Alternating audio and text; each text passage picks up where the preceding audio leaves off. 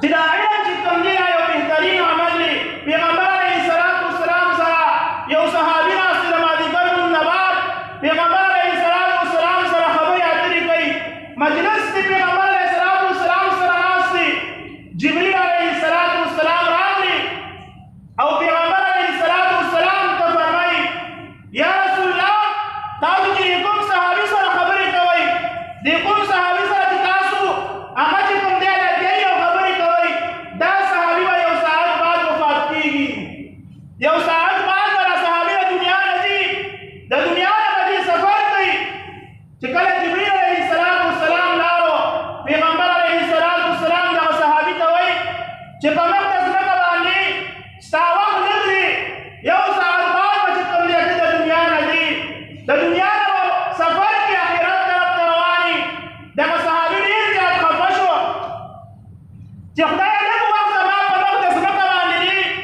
یو داسې عمل زه وکړم چې هغه عمل زما د الله د رضا سبب وګرځېږي او الله زما نه راضي شي. داسې کوم یو عمل وي. نو دغه صحابي د پیغمبر علیه السلام نه پوښتنه کوي یا رسول الله زما د مرګ وخت نږدې دی. یو ساعت بعد د دنیا نه روان یم او د آخرت په لوی سفر باندې ځم.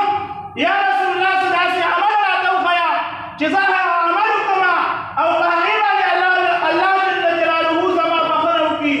دغه عمل د الله جل جلاله د رضا سبب وګرځېږي. پیغمبر علیه السلام ورته فرمایي اشتغل فی طلب العلم. ته چې کوم دی د علم په طلب کې وځه. ته چې کوم دی علم زده کوونکي ځان نه جوړ کړه. ته ځان نه تعلیم جوړ کړه. د علم زده کوونکي له ځان نه جوړ کړه.